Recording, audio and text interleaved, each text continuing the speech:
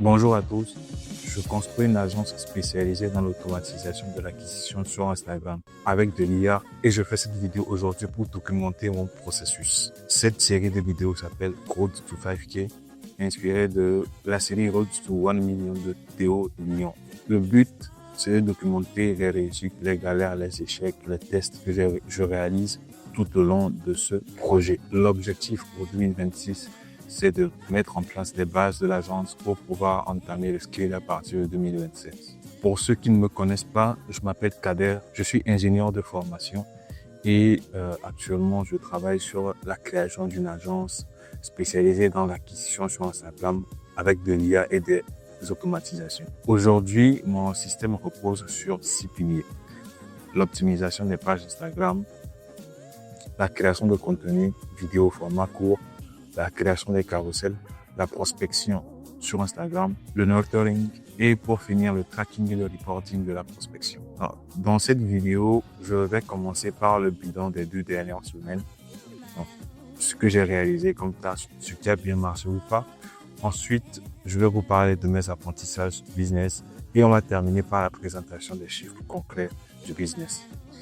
Sur ce, c'est parti pour le bilan. Le premier point sur lequel j'ai travaillé durant ces 2 dernières semaines, c'est l'optimisation des pages Instagram. L'objectif, c'est de mettre en place un système qui va permettre automatiquement d'analyser les profils Instagram de mes clients et proposer un rapport d'analyse et un plan d'action concret pour rendre leur compte Instagram plus professionnel. Le système est déjà disponible et bien documenté, comme je l'ai dit dans la précédente vidéo, mais spécialement aujourd'hui, on va faire Il un faut petit juste remplir démo ce formulaire du Tali système. avec ces informations. Là, motivation, l'objectif d'utilisation d'Instagram, le profil Instagram qui est le mien ici. Ensuite, importer une capture d'écran de son profil Instagram. Voilà. Remplir ces informations. OK. Et vous recevrez par mail un plan d'action. Voilà. Il ressemble à ceci. Donc, vous avez le score total qui est assez bon. 7. J'ai une bonne photo de profil. J'ai une bio qui est pas mal. J'ai des highlights qui sont pas mal également. Et une bonne grille visuelle. J'ai pas de contenu épinglé. Ça, par contre, c'est pas ça que je dois améliorer. Une analyse détaillée tout en bas que vous pouvez lire. Et pour finir, un plan d'action détaillé pour votre profil Instagram. Voilà. Donc,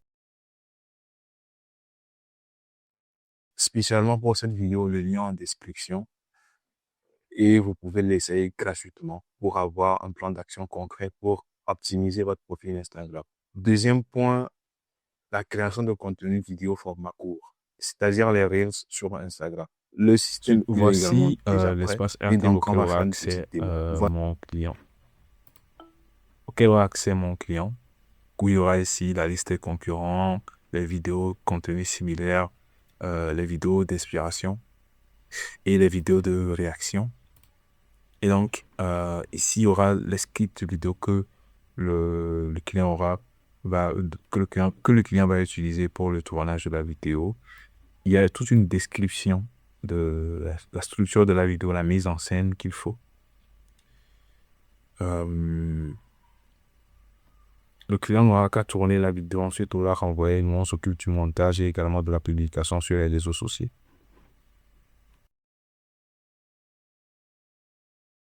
Et également un espace Notion qui lui est dédié. Derrière, j'ai une automatisation N8N qui tourne tous les jours et s'occupe de rédiger des scripts vidéo à partir des vidéos qui ont déjà marché dans la niche pour mes clients. Le troisième point concerne les carousels. Comme dit dans la précédente vidéo, j'ai mis une pause sur les projets concernant les carousels, le nurturing, le tracking et le reporting. Parce que je juge que j'ai déjà quelques services que je pourrais mettre en avant pour attirer mes premiers clients. Et donc, je me concentre actuellement sur la prospection pour mon propre compte. La question, c'est quel service vais-je proposer? Et pour ça, nous allons passer au prochain point, et qui est celui de la prospection. D'abord, je tiens à préciser que j'ai changé de nom pour cette partie. je l'appelle maintenant setting. Du coup, il y aura deux parties. L'inbound setting, c'est le cas où on publie du contenu et ce sont les personnes qui nous contactent en ayant été intéressés par les services de nos clients via le contenu. Et l'outbound setting, où c'est nous qui allons chercher les prospects et engager des conversations avec eux pour au final proposer un appel. En ce qui concerne l'inbound setting, j'ai planifié travailler dessus une fois que j'aurai déjà eu mes premiers clients au niveau de l'outbound setting et structuré tous les processus liés à cette partie. L'outbound setting se fait en deux parties. La première partie concerne le ciblage des prospects et la seconde qui est la prospection. J'ai déjà un système en place et très bien documenté pour le ciblage des prospects. Et pour revenir sur ma méthode, elle est divisée en deux étapes. La première étape consiste à récupérer le maximum de profils Instagram qui ont montré un certain intérêt pour la niche de mon client, c'est-à-dire qu'ils sont soit abonnés à un concurrent, soit ont commenté ou liké des contenus spécifiques. La deuxième étape va consister à filtrer minutieusement chacun de ces profils pour ne garder uniquement que ceux qui répondent à l'ICP de mon client. ICP, ça veut dire Ideal Customer Profile. Donc, le profil, le client parfait. C'est déjà tout défini pour ce service, l'offre, les outils, les ressources à utiliser, les processus également. Par rapport à la prospection, on est à 90% prêt pour le lancement. On est toujours en phase de testing et d'amélioration. Sur ce, j'ai décidé de commencer à prospecter à mon propre compte pour trouver mes premiers clients pour la génération des prospects qualifiés. Voici mon plan jusqu'à la fin du mois de mars. Numéro 1, trouver un premier client pour mon service de génération de leads, puis offrir le meilleur service possible dès le premier mois. Puis, la création de contenu, vidéo format court et carousel, puis l'automatisation de l'inbound setting, puis le nurturing et pour finir, j'ajoute le tracking et le reporting pour faire un pack premium de mon offre. Sur ce, si vous offrez des services B2B, que vous soyez coach, consultant ou une agence et que vous prospectez sur Instagram, mon service de génération de leads ultra qualifié vous permet d'économiser énormément de temps et de trouver des clients plus facilement et rapidement, plutôt que de passer des heures et des heures à chercher des prospects, à contacter des personnes qui ne sont pas forcément qualifiées par rapport à votre offre. Je vous aide à résoudre ce problème en vous fournissant des listes de prospects ultra qualifiés et ciblés selon votre offre, prêts à être contactés. Je vous invite donc à me laisser un message sur Instagram. Je vais laisser mon Instagram dans la description pour plus d'informations. On continue donc avec mon top 3 apprentissage business au cours de ces 2 dernières semaines. Numéro 1, c'est l'importance de la posture durant tout le processus de vente. Ça fait près de 2 ans que je prospecte sur Instagram et il y a une très grande erreur que j'ai commise pendant tout ce temps. C'est le fait d'avoir une position de nécessité lorsque j'écrivais au prospect. Si le prospect sent que tu es dans le besoin, il ne voit aucun intérêt à monter en appel avec toi. Il m'est une fois arrivé qu'un prospect prenne rendez-vous avec moi et annule au dernier moment. Et je me souviens qu'elle m'a dit ce jour-là, mot pour mot, qu'elle ne voyait pas l'intérêt de prendre un appel avec moi. Ça m'a beaucoup frustré ce jour parce que je ne comprenais pas du tout pourquoi. Mais aujourd'hui, je comprends mieux la situation. La solution, c'est de toujours montrer son expertise, avoir la posture du médecin. Le prospect est celui qui a le problème et je suis celui qui a la solution. Et ça passe par éviter trop de compliments enthousiastes. Bien sûr, il faut faire des compliments, mais des compliments de façon détachée, pas comme quelqu'un qui est admiratif. Éviter de s'excuser à tout va, éviter de mendier que le prospect prenne rendez-vous avec soi. On propose l'appel parce qu'on a remarqué un besoin chez le prospect et qu'on a la solution qui peut l'aider à sortir de cette situation. Mon deuxième apprentissage concerne le détachement par rapport au résultat.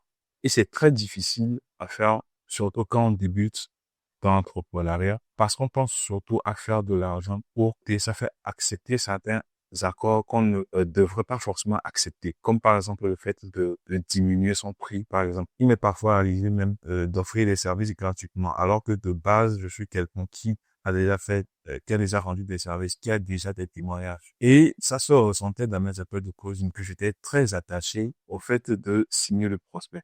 J'avais tellement peur de perdre cette opportunité que je pouvais me plier en quatre pour le prospect, même s'il fallait diminuer le prix. Et encore une fois, c'est une chose que le prospect sent.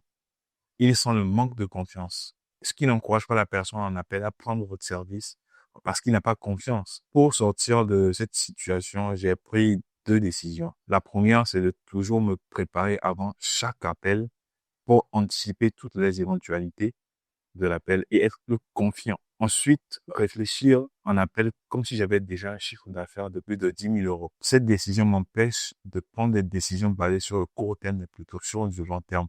Est-ce que le mois de, de la fin de 2026 sera heureux d'avoir pris cette décision en appel?